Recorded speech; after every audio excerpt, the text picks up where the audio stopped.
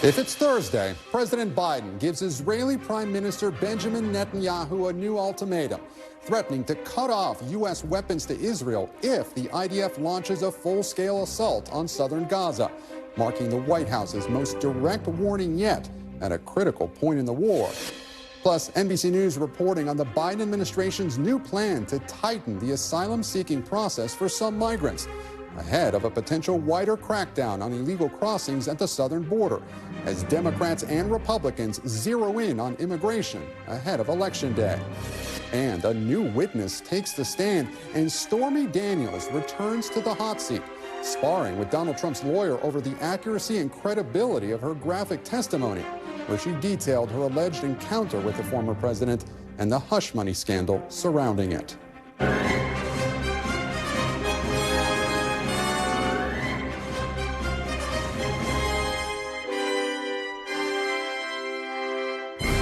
Welcome to Meet the Press Now. I'm Gabe Gutierrez in Washington, where tensions between President Biden and Prime Minister Netanyahu are nearing a fever pitch after new warnings that the U.S. won't hesitate to withhold more weapons to Israel, while ceasefire talks in Cairo are now paused. Yesterday, in an interview with CNN, President Biden acknowledged that U.S. bombs supplied to Israel have killed Palestinian civilians, and he threatened to withhold future offensive weapons should Israel move ahead with its long-anticipated assault on Rafah. Civilians have been killed in Gaza as a consequence of those bombs and other ways in which they go after population centers. And I made it clear that if they go into Rafah, they haven't gone into Rafah yet. If they go into Rafah, I'm not supplying the weapons that have been used historically to deal with Rafah. In a new video statement released today, Prime Minister Netanyahu responded to those comments, though not directly naming President Biden, saying that if Israel has to stand alone, it will stand alone. And Israel's ambassador to the UN calls the pause a very disappointing decision, even frustrating. Here in Washington, the president's new threat is drawing swift condemnation from Republican lawmakers, accusing President Biden of reneging on his ironclad commitment to Israel and politicizing U.S. military assistance. President Biden is withholding urgent military assistance to Israel. But he cannot have it both ways. He cannot claim his support for Israel is ironclad while denying Israel precisely the weapons they need to defend themselves. We all know that ultimately the funding we approved does include a category of weapons that he has now said he's going to withhold. That is wrong. That's a failure of leadership. I think that it's a complete reversal. That's politically oriented because he's up for re-election and very unfair to the 50-year relationship we've had with Israel as the only democracy in the Middle East. Meanwhile, those ceasefire negotiations in Cairo are now paused, according to a source familiar with the talks. Lower-level staffers are still working on some details, but CIA Director Bill Burns is heading back to the U.S. without a new ceasefire deal. According to U.S. officials familiar with the discussions, Israel's military offensive into Rafah remains one of the hurdles standing in the way of that deal. And joining me now is NBC News international correspondent Hala Garani in Cairo. Ali Rafah is at the White House. And also with me is former Israeli ambassador to the U.S., Michael Oren. Thank you all so much for joining us. Hala, I want to start with you. How is the Israeli government reacting to these latest comments by President Biden? Well, as you mentioned, these ceasefire talks, at least for now, have not resulted in a deal. And we're hearing from the Israeli leadership, including the Prime Minister Benjamin Netanyahu. You alluded to his reaction there, essentially saying, look, we can do it without the United States. Though historically, we have to remind viewers that this is a very seldom used pressure tactic by the United States to withhold a weapons shipment. It happened in the Reagan administration, the George W. Bush administration. But really, in recent memory, this isn't a tool that has been used by the U.S. And the fact that the Prime Minister Benjamin Netanyahu is saying, even at this stage, that the intent of the government and the military is still to go in to Rafah with a large-scale invasion is, quite defiant coming from the Israeli leadership. And it is a test of how the U.S. will then eventually react, how the Biden administration will react, whether or not this deal is salvageable between Hamas and Israel. It's being brokered, of course, by these media mediators, the Qataris and the Egyptians, and overseen by the veteran diplomat, the CIA director, Bill Burns. So the Israeli leadership right now saying we're still going ahead. This isn't going to change our strategy, our military strategy. But I think we're in a wait-and-see situation now with regards to whether or not they come back to the table and some sort of agreement emerges, Gabe. And Hala, on that point of CIA Director Bill Burns, as we mentioned, he's heading back to the U.S. So was any real progress made while he was in the region, and what are the biggest sticking points right now? Well, one of the reported sticking points was that in the agreement, the deal, the proposal that Hamas said it signed on to, that Israel then subsequently said it had not been made aware of in terms of some of the more important salient changes. There was, in phase one of a three-phase release schedule, 33 of the more vulnerable hostages due to be released. And in the Hamas, the text that Hamas agreed to, these hostages were dead or alive. And Israel would like for them all to be, of course, live hostages. There are over 120 still held in Gaza. But broadly speaking, the disagreement is on the end of the war. Hamas wants the war to end. Hamas wants the Israeli military completely out of the Gaza Strip. They want the siege to end. And right now, the Israeli leadership, as we've heard time and again, is not willing to commit to that, Gabe. Hala Grani, live for us in Cairo. Hala, thank you so much. Turning now to Ali Rafah. She's at the White House right now. And Ali, how is the administration responding to the backlash it's already receiving after these latest comments by the president?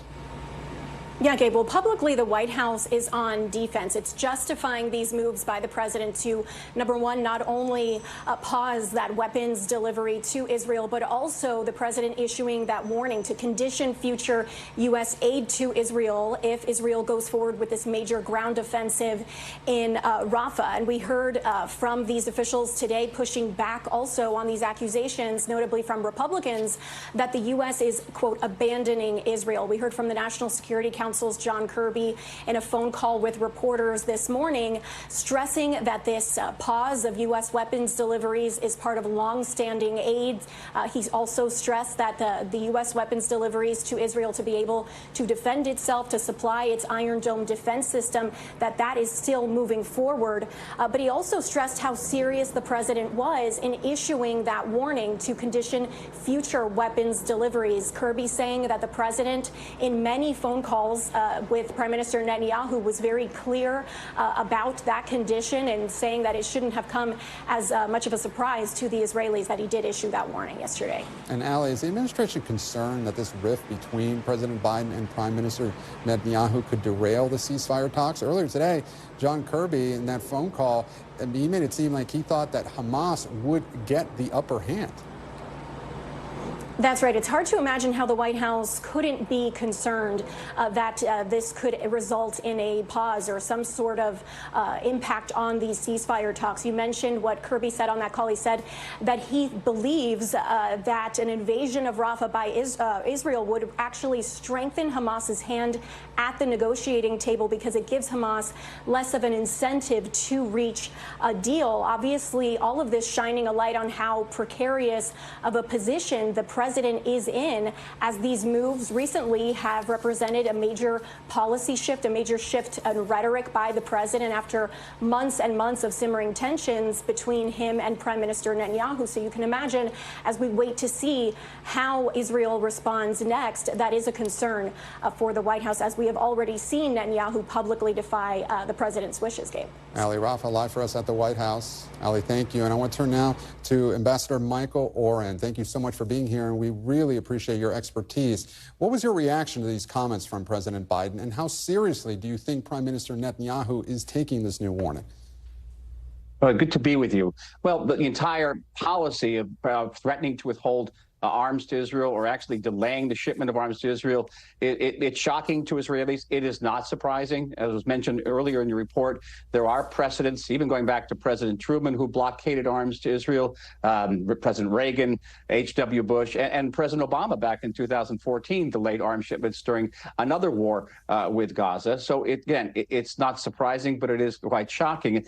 And the feeling here in Israel is one of having been abandoned, and even one of vulnerability, because the message will get out to Hezbollah, to Iran, to other enemies that that Israel stands alone right now as it faces potentially a three-front war, north, east, and south. It's very important to know that this is not just Netanyahu's policy. I'm not a spokesman for him or for the government, but I think Israelis overwhelmingly feel that Israel has to proceed and to uproot Hamas from Gaza. That's the only way we can maintain pressure on Hamas to release the remaining hostages who are alive, even those bodies of those who are not alive. And the only time that Hamas released hostages last November twice was when it was pressed militarily. And that if Israel does not proceed with this operation, then Hamas will emerge from the tunnels. It will declare victory. It will regroup and reconquer Gaza and get ready to stage the next onslaught against Israel. And its leadership makes no attempt to disguise that in any way. They say they will attack Israel 10,000 times until we're destroyed. But Ambassador, what do you make of the argument that it's not really possible to eradicate Hamas completely? We can't eradicate Hamas. Hamas is an idea. It's not just an organization. Right. Anymore, you can eradicate Al-Qaeda and ISIS entirely. But if they don't have a Hamas state behind them, Hamas will be much less a threat to Israel, much less a threat to the Palestinians. ISIS is less a threat today because there's no caliphate behind it. There's no Islamic State. So, yes, you cannot eradicate Hamas entirely, but you can greatly degrade Hamas's ability to kill Israelis and, frankly, to kill Palestinians as well. And, Ambassador, our reporting is that those military operations into Rafah is one of the sticking points in these ceasefire talks. So why is that offensive more important to the Israeli government than getting out hostages in Gaza? Because it's actually not. I think that Israelis overwhelmingly feel that the only way at this point to release any hostages is through military pressure. Israel made what Secretary Blinken called an extraordinarily generous offer to Hamas to release 33 hostages. That was down from 40. That was the original Israeli demand, in return for a 40-day ceasefire and the release from Israeli prisons of a great number of Palestinians who have been sentenced to life sentences for killing Israelis, a very painful move for Israel. So it's incredibly generous. Hamas rejected it, and it hasn't come back with a realistic response to that, other than to say that Israel should declare its defeat in the war, withdraw from Gaza, and let Hamas to emerge from those tunnels and regroup and reclaim Gaza and strike us again. That's not a realistic bargaining position at all. So the only way that Israel can move forward and perhaps achieve the release of some of these hostages is by maintaining military pressure and, frankly, also maintaining the war to rid Gaza Strip of Hamas entirely. Ambassador, the White House said today that going into Rafah would strengthen or might strengthen Hamas's hand at the negotiating table. What do you make of that? I don't know. I'm scratching my head at that one, frankly. I don't know how that would actually work. I think that when Sinwar, the head of Hamas, is trapped in his tunnel and the Israeli forces are above him, I think he'll be more likely to show flexibility in negotiations than his position will be hardened by the presence of those Israeli troops. And question, do you think that Prime Minister Netanyahu might be more defiant in the face of this threat from President Biden? I think if I know him, and I've worked with him for years, even though, I'm not his spokesman anymore, I think he's not looking for a clash with President Biden, but there's an Israeli national interest here. And keep in mind, the Prime Minister of Israel is not the President of the United States. He's not the Commander-in-Chief of Israel's armed forces. The government is, the war cabinet. In that war cabinet, there are representatives of opposition parties. It's a national unity government, and that is very much reflecting the national mood here. The national move here is to proceed with the Rafah operation just as long as there's no real negotiating position from Hamas on the table. Michael Oren, former Israeli ambassador to the U.S., thank you so much for your time and your expertise. Thank you. And coming up, border battles and party politics. I'll talk to a House Democrat who's been pushing President Biden to take executive action on the border about the administration's new plan to tighten asylum restrictions. My one-on-one interview with the chair of the Congressional Hispanic Caucus is next. Plus, sex, lies, and money. We'll get a live report from outside the Manhattan courthouse after another day of dramatic testimony in Donald Trump's historic criminal trial. You're watching Meet the Press now. Stay with us.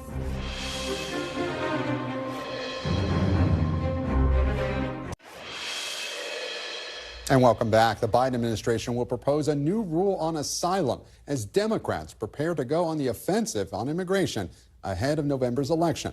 The new rule would accelerate the process for certain migrants to be barred from asylum after crossing the border, according to two sources familiar with the decision.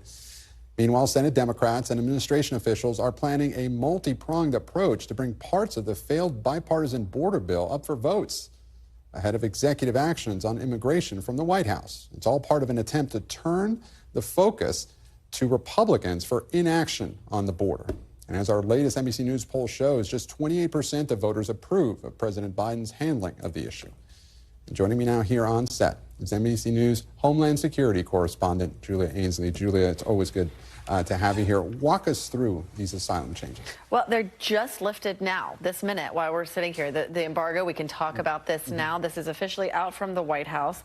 They are talking about actually a rule that's going to affect a small number of people, Gabe, but they think that it'll be able to speed up the process at the border. So this would basically allow CBP and asylum officers to bar entry of people who don't qualify earlier in the process. Right now, a lot of people come in and maybe they don't qualify, but they don't actually find that out until years into the process. This would try to move that up earlier. But they do say here, although this the number of migrants who are subject to these bars is small, this rule would enable DHS to move more quickly. But the administration is also planning more executive orders potentially down the line, right? Larger. Yeah, that's right. In fact, this is a notice for proposed rulemaking. So that's Washington speak for this could take a little while. They have to have people weigh in. There could be an executive action, though, that could be more immediate and larger. We've been tracking that for some time. That could include using a presidential authority known as 212F. There's some debate here about whether or not they could use this, but it would essentially allow Biden to shut down the border when numbers get to a certain level. And Julia, this all comes as you report that Democrats plan to go on offense ahead of the November election. You and I both know that Democrats for a long time didn't really want to talk about immigration. Now they seem to be going full steam ahead. How do you expect that to play out in the coming months? Yeah, they seem to have no other choice because of where immigration ranks as a really prominent issue going into the elections. I think we're going to see more Democrats, like a guest I think you have coming up soon, who are pushing the administration to go further on this issue, take action. Of course, their dream was that bipartisan bill that was negotiated in the Senate, but since that was blocked, they want more answers. And Julia, before I let you go, for a long time, Republicans kept saying that they wanted President Biden to take executive action or to take some action by himself on the border. The administration previously said it really couldn't do that it needed Congress. Now he is taking action on his own. How are they squaring that? Yeah, I think it's hard, and I think that's why we saw such a leap. At first, we thought he might announce this at State of the Union, but they wanted to keep messaging, no, this is Republicans' fault because they didn't pass this bill. But as they get closer to November, it looks like they want to at least have something on their plate that they can say they've done. And what are the chances you think that this gets challenged in court? Oh, well, as always, we're already hearing from advocates, so you can bet that might happen. Julia Ainsley, our Homeland Security correspondent. Julia, thanks so much. Okay.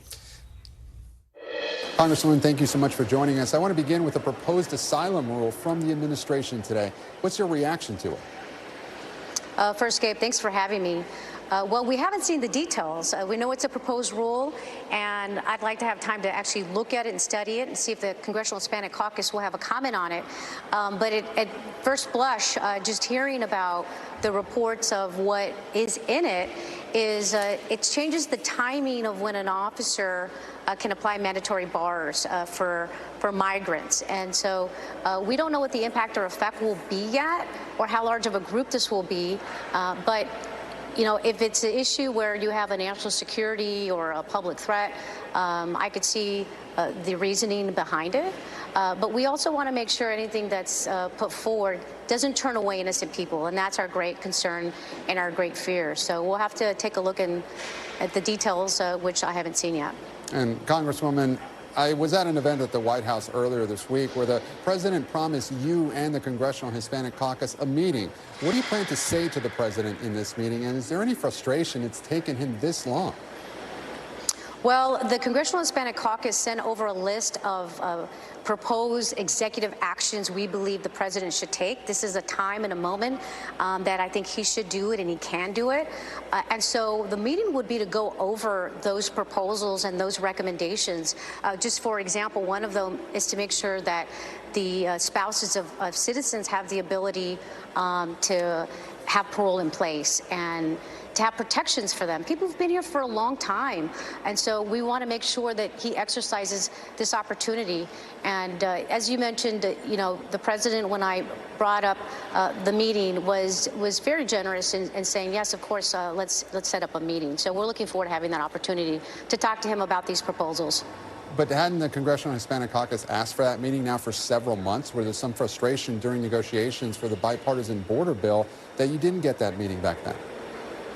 Yeah, well, that was a different meeting request. We had requested to meet with the White House about and to be part of the discussions when the Senate deal was occurring, and that was very frustrating that you didn't have a member of the Congressional Hispanic Caucus at the table.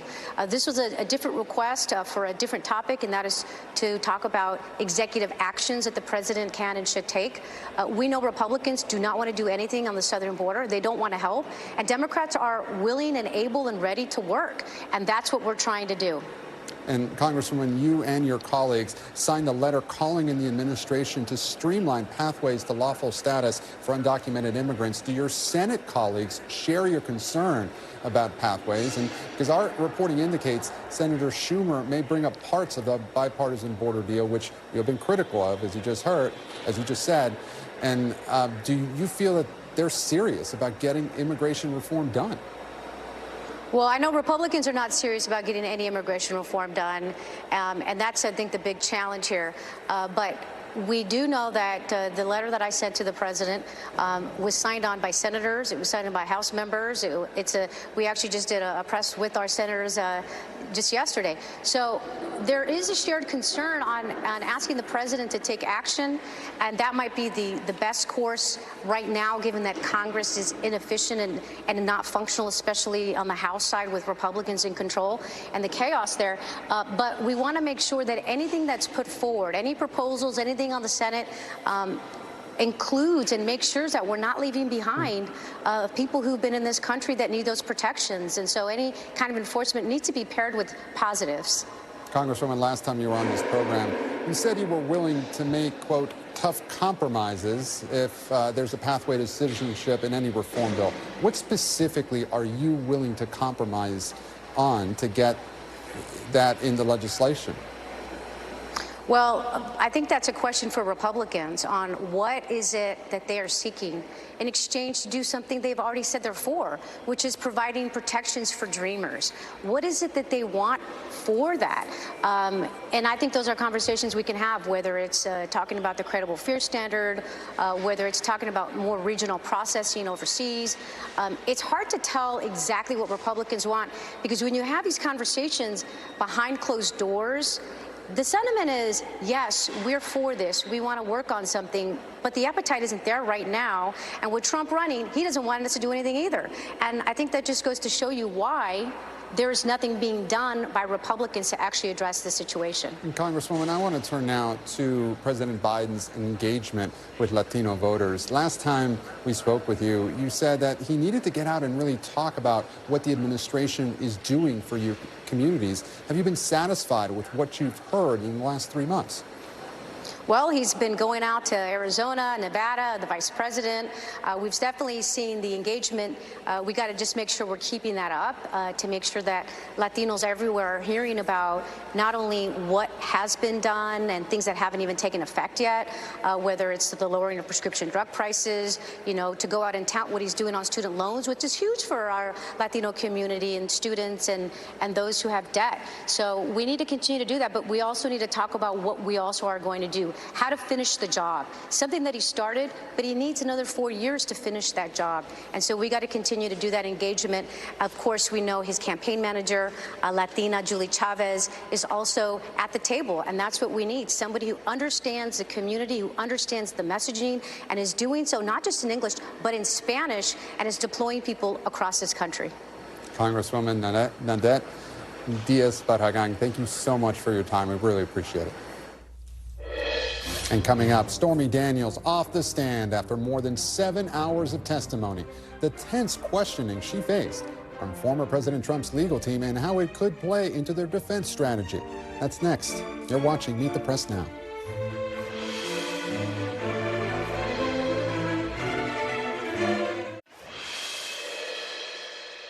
Welcome back. Testimony is wrapped up for the day in Donald Trump's hush money trial. Jurors just heard from Madeleine Westerhout, a former Trump assistant during the start of his presidency and the so-called gatekeeper at the White House. Westerhout testified about the fallout from the release of the notorious Access Hollywood tape and conversations about replacing Mr. Trump as the Republican nominee. The day began with more compelling testimony from Stormy Daniels as defense attorneys tried to undermine her credibility with questions on her career in the adult film industry. She insisted that she did, in fact, have sex with Donald Trump in 2007, a claim he denies. In all, Stormy Daniels testified for more than 7 hours over 2 days, telling jurors, often in great detail, about her alleged sexual encounter with the former president, as well as the payments she received to remain silent about it.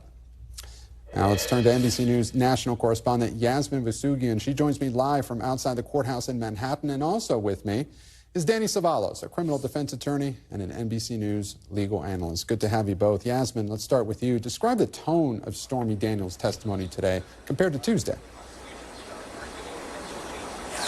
It was very different. Tuesday, she seemed less prepared, kind of more edgy. Stormy Daniels on Tuesday walked in. She had a black hoodie on. Her hair was up in a banana clip, blonde hair on top, black hair on the bottom.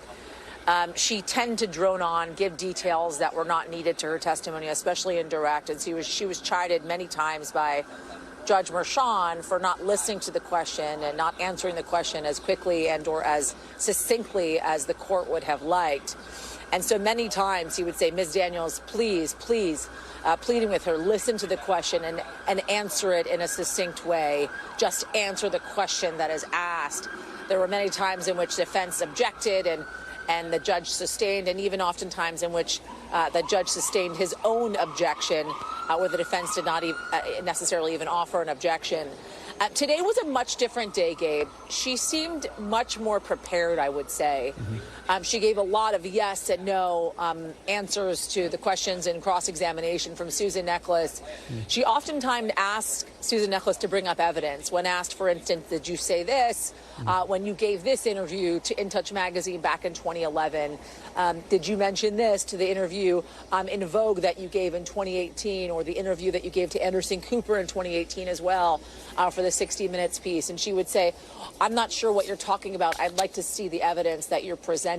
And so she seemed much more prepared, more calm, but oftentimes her body was turned towards the jury as her face was turned towards Susan Necheles in cross-examination to really kind of get her point across, it seems, in that courtroom today, Gabe. And Danny, Trump's attorneys tried to attack her credibility, and they tried to do it based on her experience as an adult film actress. Do you think that was effective? Well, no, not targeting that she was an adult film actress, but generally that is the sworn duty of defense attorneys, to attack the credibility of the prosecution's witness. And that's exactly what they did, because this was a witness with more credibility issues than others. I mean, the core facts are that she alleges she had sex with Donald Trump. Then she issued a statement denying it. So there's something right there that you get to cross-examine her about it. And then she apparently was paid for her silence. Again, all fair avenues for cross-examination. The problem for the defense is, even if you show that she's less than credible, the real facts are that Stormy Daniels' testimony, while flashy, really didn't go to the heart of the evidence of the case. In fact, we're still talking about Stormy Daniels when Madeleine Westerhout, who's much less well-known, arguably has much more relevant and concrete evidence, and her credibility is, by contrast, unimpeachable. There you see Madeleine Westerhout there. She had a lot more knowledge about what Trump did in terms of signing checks in the White House. It's my position, and of course, I'm not criticizing the prosecution, but you didn't really even need Stormy Daniels to make their case. They got the evidence from people like Keith Davidson and Michael Cohen's former banker who described the transaction, and you have other evidence that there was an increased market value for Stormy Daniels' story around the time of the election. You get those from other places, and if you're the prosecution, you don't take on the risk of putting Stormy on the stand. And Danny, this was interesting. Senator Rick Scott was in court today in support of Donald Trump. He attacked Judge Merchan's daughter outside the courthouse. Let's listen. The judge's daughter is a political operative and raises money for Democrats. You've got the lead prosecutor's wife is a significant donor to Democrats, and I think to Biden. So this is just a bunch of Democrats saying, we want to make sure that Donald Trump can't talk. So, Danny, if Donald Trump had said that, that would be a violation of his gag order, right? So is there any legal recourse for comments like that? Yes and no. Yes, in the sense that if the people, they're the ones who make the motion, if they decide they want to make a hearing out of this, they can. But I don't think it's a violation of the gag order, because the constitutionality and enforceability of a gag order depends entirely upon who you're trying to gag. For example, gagging members of the press is almost always unconstitutional, whereas gagging parties is easier, and gagging lawyers is even easier, constitutionally speaking. But enforcing a gag order against somebody who's not part of the trial at all, that's going to be a long shot, unless there is some evidence that Trump said to the senator, go out there and say this on my behalf. But so far, it's no different than the senator saying it outside of the Capitol, on a television program, or anywhere else. He's a non-party. The gag order really shouldn't be enforced against him. And Yasmin, Donald Trump's lawyer is seeking an exemption from the gag order with respect to talking about Stormy Daniels. Yeah. What's his reasoning for this? So filing a motion with the New York Appellate Court to seek an exemption, whether or not he would even get a decision on this if they take it up, that is, that decision would come for a couple of weeks, which is when the trial could feasibly be over. They discussed an exemption here, or an amendment, I would say, to the gag order with Judge Juan Merchan, because court went into recess at 4 p.m. today, a little bit earlier, because they had a couple of motions to discuss. One of them was a gag order. The other was bringing up this motion yet again for a mistrial because of Stormy Daniels' testimony. And Judge Juan Merchan has already denied the application to amend this gag order.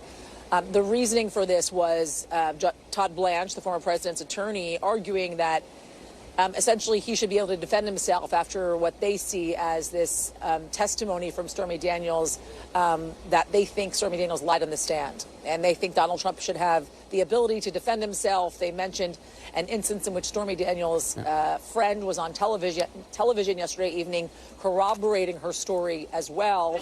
And they feel as if the former president should have the ability to defend himself publicly. However, Judge Juan Merchan has in fact denied that motion to amend the gag order. Yasmin and Danny, thank you both so much. And after the break, the latest push to remove Speaker Mike Johnson from his post ends with a whimper. What the saga says about Marjorie Taylor Greene, her allies, and the state of both parties in the House. The panel's next. You're watching Meet the Press now.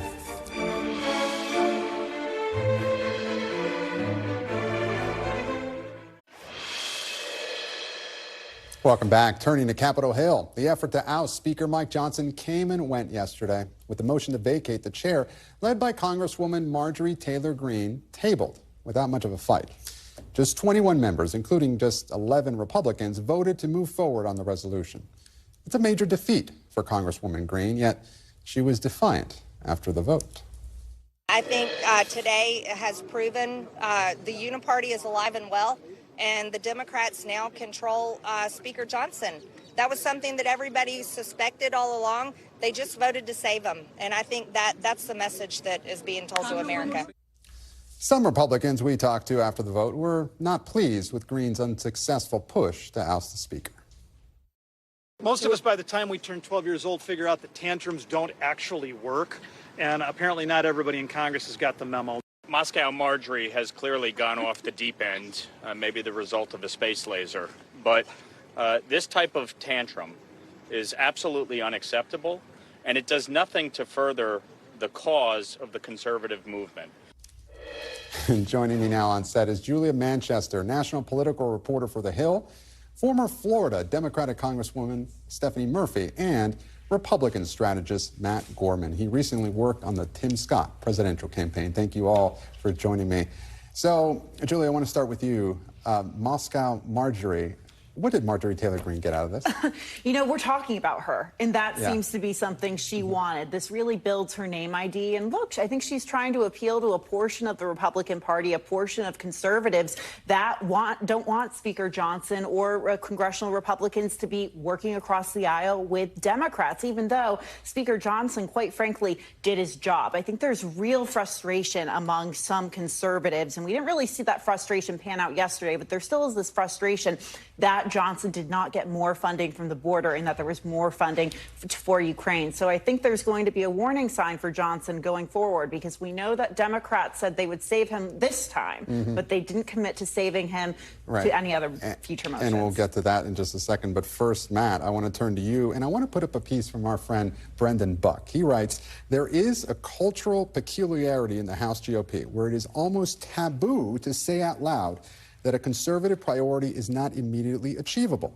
Even behind closed doors, few words are devoted to what reasonably can be attained. So, is there a lack of reality in this conference? I mean, it's been building for a while. I mean, I remember when Ted Cruz shut down the government over Obamacare in 2013 or so. So this has been building for a while. And look, one person who we haven't mentioned here is the fact that when Donald Trump told Marjorie Taylor Greene, this isn't helpful not just to Mike Johnson, but to me, and she went along with it anyway. So that was an interesting dynamic too. And I think as we saw in the clip there, you can't overestimate how much people on the Hill, particularly the House, personally dislike each other, whether it's in the party or Democrats and Republicans too. And on that point, I want to put up what Donald Trump wrote. He put out a statement on the whole ordeal. He said, I absolutely love Marjorie Taylor Greene. However, right now, Republicans have to be fighting the radical left Democrats, and we are not in a position of voting on a motion to vacate. At some point, we may very well be, but this is not the time. Congresswoman, that didn't seem like a ringing endorsement of Mike Johnson from the former president. I think that the former president understands that this type of disunity actually hurts the Republicans' chances of retaining the House. And in fact, I think the fact that Democrats voted to ensure that Congress could continue to function will allow them to have a strong proof point for their closing argument, which is elect Democrats, we can govern. Yeah, 163 Democrats voted to table this. Was that the right move, though? I think for them in this moment and for the country, it was the right move. With everything going on in the world as well as here at home, we need a Congress that functions. And the majority of Americans aren't on the side of Marjorie Taylor Greene and the extremists. They want to see a government that functions. They want to see people working together. And we saw it in even the special election where Tom Suozzi ran on being bipartisan and offering a different, less divisive approach to Congress. And Matt, NBC News reports that Nikki Haley is going to meet with donors early next week. She, of course, hasn't endorsed Trump, but she's racking up a lot of votes in these primaries, even though she's been out of the picture now in the race for several months. The candidate you work for, Tim Scott, he has become one of Donald Trump's top surrogates, obviously being talked about for vice president. Why is Scott so on board with Trump but not Haley? Well, I think you can't overestimate the fact also that Scott and Trump worked together quite a bit when Scott was in the Senate. They also have a good personal relationship, too. Look, I don't know what Nikki Haley's next move is. Obviously, I think she's trying to talk with her donors, see what's next. Remember, back in 2016 already, she didn't endorse Trump and then ended up working in the administration. I don't think she's going to do it this time, but I wouldn't be surprised if there was endorsement down the line. And look, a lot of her votes, even though she's down the race, are coming from Democrats. Yeah. Will that block matter? That voting block, will it matter come November? I think it might not. I think a lot of her votes in that primary, you're right, came from folks who were either not going to vote for Donald Trump or were swing votes anyway. What I'm interested to see is how much that party kind of comes together in the next months to come. And Julia, on the point of Nikki Haley, earlier this week, Trump got a question about her performance in Pennsylvania. Let's play that. Nikki Haley attained 16% of the vote. Are you concerned about that number? And what do you say to those voters? Well, that's a very small number because she was campaigning. She was spending millions of dollars. She was getting it from Democrats. All of those people are going to come to me because first of all, what's their choice? Biden, he's the worst president in the history of our country. There's never been a president so bad. So he's incompetent. So they're all coming to me. We see it already. They're all coming to me. He seems very confident. Go figure. But his campaign really hasn't made any effort to reach out to these Nikki Haley voters. Is that a mistake? Is it naive? You know, it could be. But at the same time, a lot of Republicans I've been talking to have said once this is set in stone, once we're past the conventions and these more moderate Republicans or maybe even non-Trump Republicans have this choice of Donald Trump versus Joe Biden, given the state of the economy, given the state of crime, the situation at the southern border, they're probably going to vote for Donald Trump. That being said, though, we do know that the Biden Biden campaign has been somewhat reaching out to some of these voters, rolling out an ad last month. So, I think it's probably a bigger reach for the Biden campaign. But if I were Trump, it probably would help to maybe moderate the message a bit. And Stephanie, I want to turn now to another topic that we talked about at the beginning of the program, the politics behind what's going on in the Israel-Hamas war. A lot of Democrats now have, President Biden's now taking some heat from some Democrats and saying that he should not have paused these shipments of weapons to Israel. And New York Congressman Richie Torres, he told Axios, it looks like election year politics was driving it. I'd like the president to do right by Israel and recognize that the far left is not representative of the rest of the country. He's accusing the president of pandering to his base. What do you make of that? And how difficult will it be for the Democratic Party to come together in the next coming months ahead of November? Well, I think when a decision around military support and national security comes to the fore, there are probably a lot of elements. I'd like to think that President Biden made that decision because perhaps he thought it gave him additional leverage to get to a ceasefire, which would allow the hostages to be released, which is a goal that he has always set out.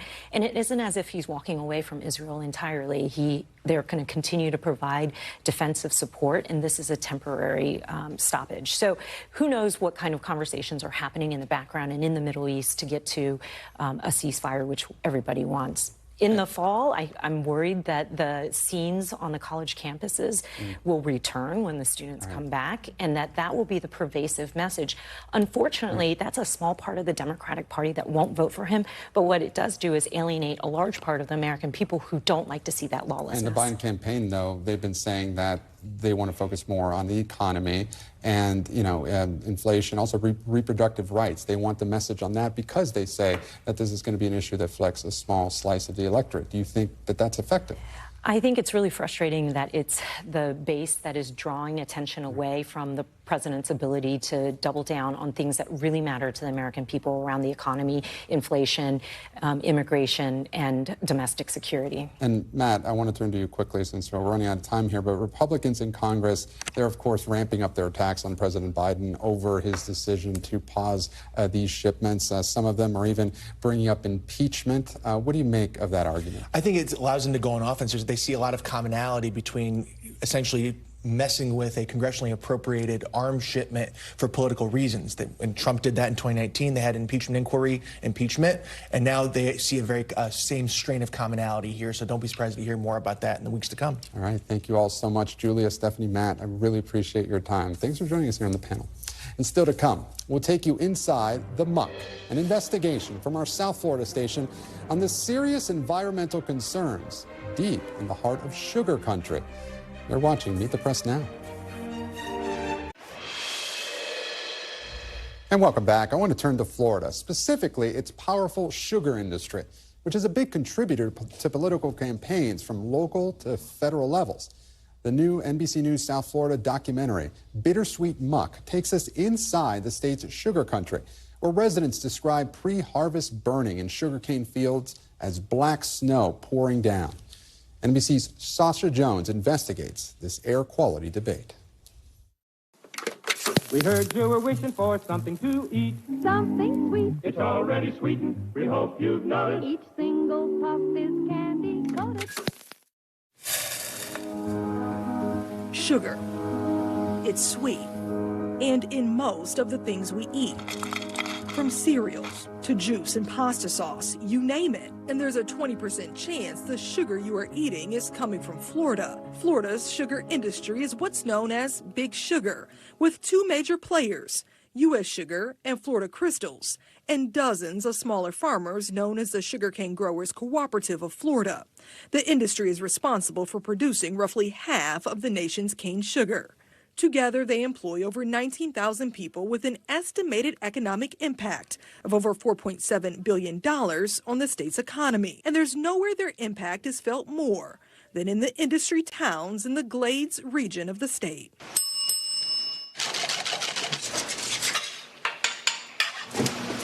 I get it directly from U.S. Sugar in just massive 50-pound bags.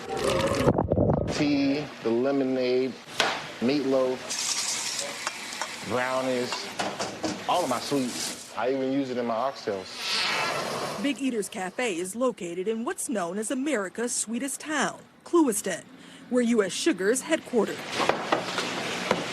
About 65–70% of my clientele comes from U.S. Sugar.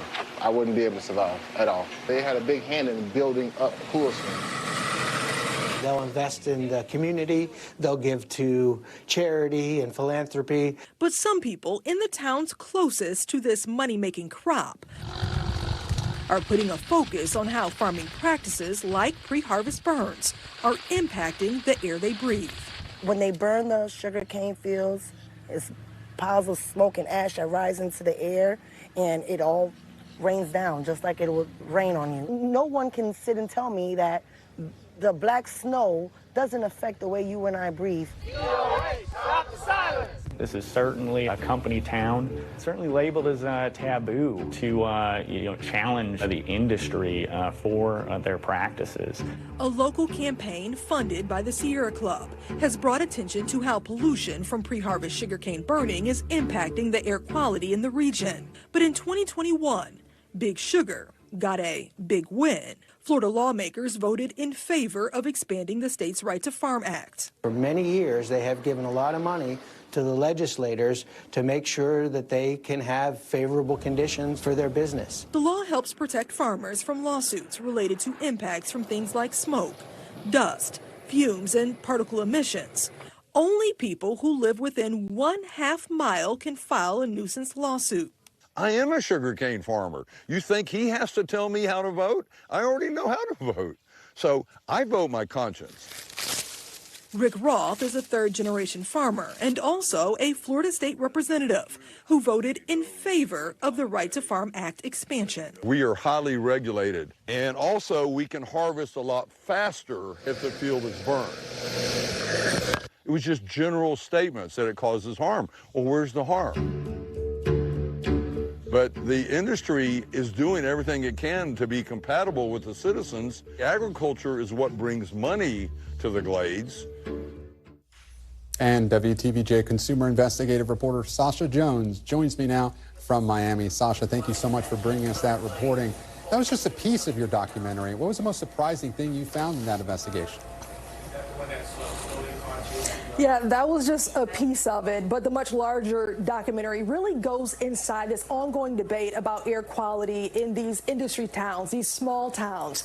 And what we found is people are just so passionate about this topic. They've either worked in the sugar industry or they know someone who has worked in the sugar industry. And so because of that, they're passionate about these farming practices. But the documentary takes you inside of this ongoing debate that's really been happening for decades.